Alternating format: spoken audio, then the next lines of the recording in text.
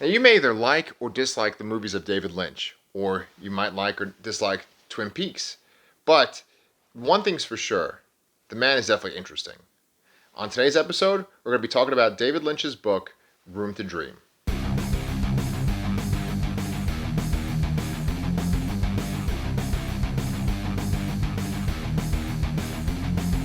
Hello and welcome to another episode of Anchor's Points. I'm Anchor Pete.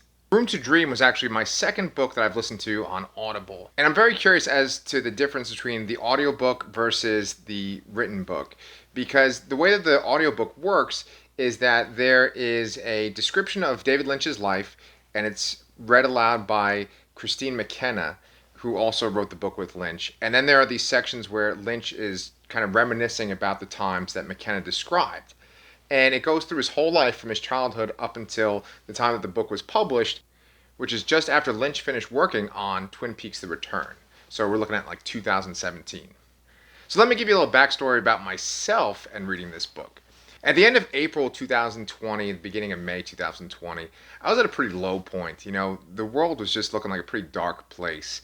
And we had already been in quarantine for a while, and it just seemed like there was just bad news every single day. And I remember going to take a bath. It was a little too much information right there. But I remember going to take a bath and just being like really down and hopeless. And I was just kind of scrolling through YouTube while I was waiting for the tub to fill up. And I saw this video by David Lynch. And it was on the idea of that you don't need to be a tortured artist to be an artist, right? And I clicked on that and I watched it for a couple of minutes. And then there was another YouTube video to watch after that. It was this public speaking session that David Lynch was invited to, and he was talking about where ideas come from. He started tying his transcendental meditation beliefs into his beliefs on creativity and making art. And I just watched that whole video as the tub filled up, and I just have to say, by the way that David Lynch was talking and what he was saying, it kind of opened up my mind. You know, I try to explain this to my wife sometimes, but I feel like the way that David Lynch talks, he doesn't use a lot of big vocabulary words often, but he is very precise with what he says.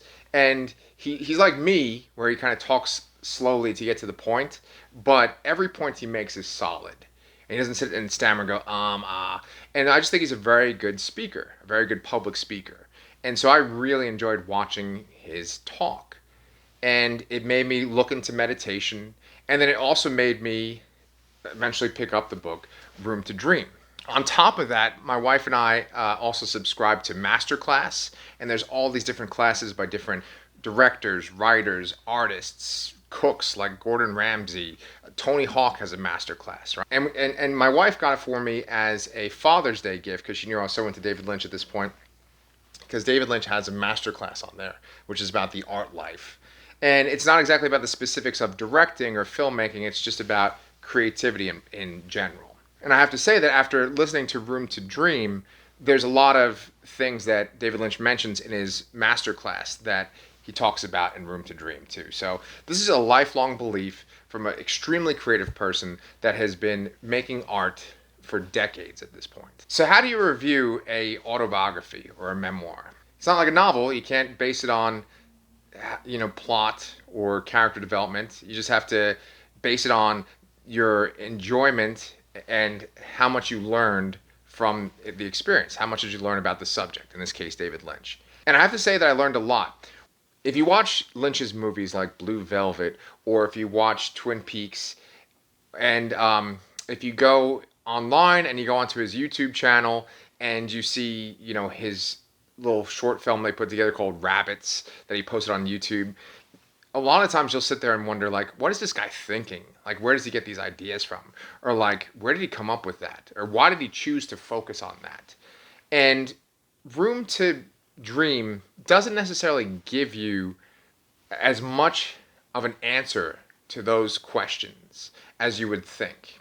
The way Room to Dream works, David Lynch talks about specific scenarios that he has in his life, but very early on in the book, David Lynch gives this disclaimer saying that there really isn't this turning point moment that like makes you who you are. Your life is a collection of all these different moments. And they inform your character, but it's not like all of a sudden this is the reason why you are the way you are. Some people are just born a certain way.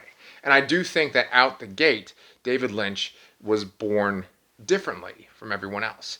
As you go through Room to Dream, you see that he is an exceptional person. Now, he has flaws, obviously, just like everyone else, and they are highlighted in the book. But far more often throughout the book are interactions that people have had with Lynch and their descriptions of him.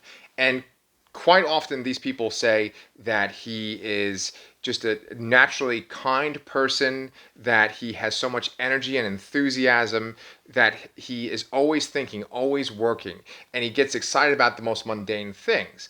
And when you're reading Room to Dream, or you're listening to it like I did, then you're sitting there and you hear him talking about the things that he gets excited about. And he's not sitting there saying like, oh, I was so amazed that I was able to get this shot. He does do that sometimes, but more often than not, he's talking about how he really liked to go to this one burger joint in California on a daily basis and get multiple cups of coffee and a milkshake. And quite often he talks about how good a driver someone is. He says, oh man, this person was so great. He drove with both of his feet and he was so great at taking turns. There's all these little anecdotes that David Lynch brings up in this memoir, but they're not necessarily about where he got the idea for a specific character.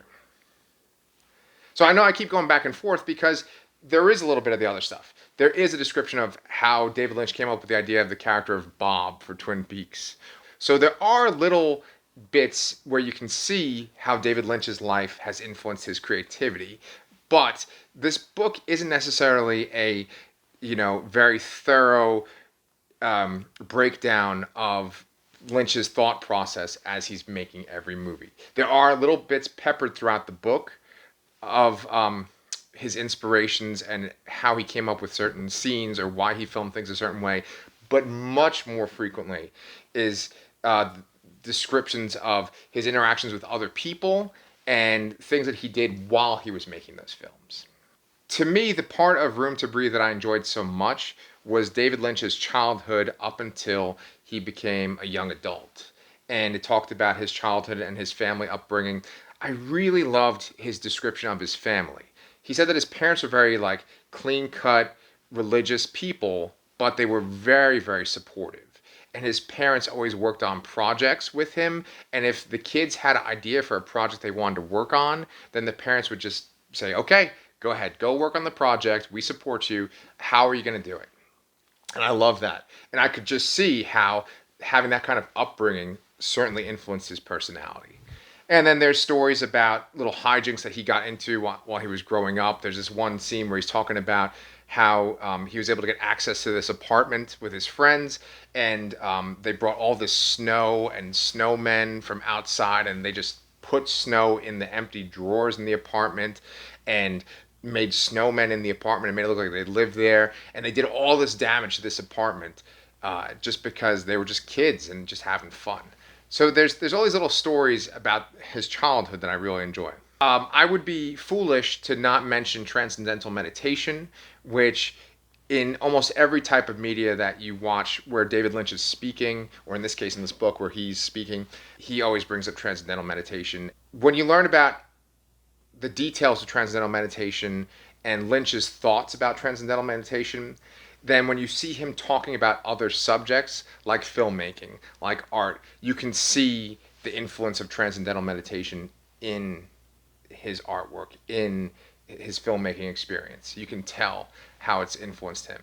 Before that night, when I was scrolling through YouTube and I found David Lynch's videos, my experience with him was that I had seen Dune. I had watched all of season 1 of Twin Peaks and about half of season 2 of Twin Peaks. I had seen references to the Elephant Man, and I watched the Red Letter Media review episode of Eraserhead, but I had not seen it. I'd seen Blue Velvet, but then that was it as far as his films, just Dune and Blue Velvet. So I'm going to rectify that and watch Mulholland Drive soon and Wild at Heart.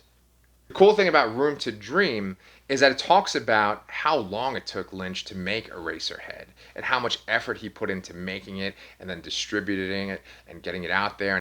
It became this sort of midnight screening hit across the country eventually. And that Eraserhead led to Lynch eventually meeting Mel Brooks, and Mel Brooks was the one that financed and put Lynch on the movie The Elephant Man. And then The Elephant Man is what really gave David Lynch some clout. You know, I follow David Lynch on YouTube and Twitter too, right? And on a daily basis, he gives these updates on the weather outside, and he describes the weather and what the day is going to be like. And he has like a little anecdote sometimes too. And there was one part where David Lynch was answering questions from fans, and one of the fans asked, "What work are you the most proud of?" And he was like, "I'm proud of pretty much everything that I've made, except for Dune."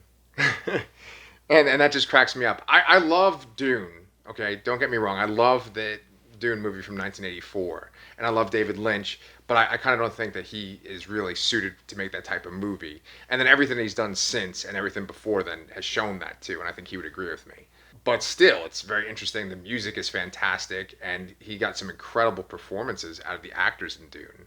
And there's some really interesting stuff that like has probably influenced my mind, my imagination on some level. From the beginning of May until the end of June, I've just been on this David Lynch kick.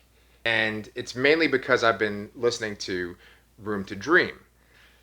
I feel very grateful that on this night that I was feeling really low and hopeless, that I got to see him speak. And I think that was kind of meant to be. There was some special reason for that. And I'm very grateful. I'm very grateful I read this book. I know it's not for everyone. I know David Lynch is not for everyone. But within the past year, I started to listen to Iron Maiden, right? And I am 37, and I've liked metal since I was about 15 or 14. And I had never listened to Iron Maiden up until this year. And then all of a sudden I started listening to Iron Maiden, and I was like, oh my God, this, like I've not been listening to this for years. Well, this is the way that I feel about David Lynch.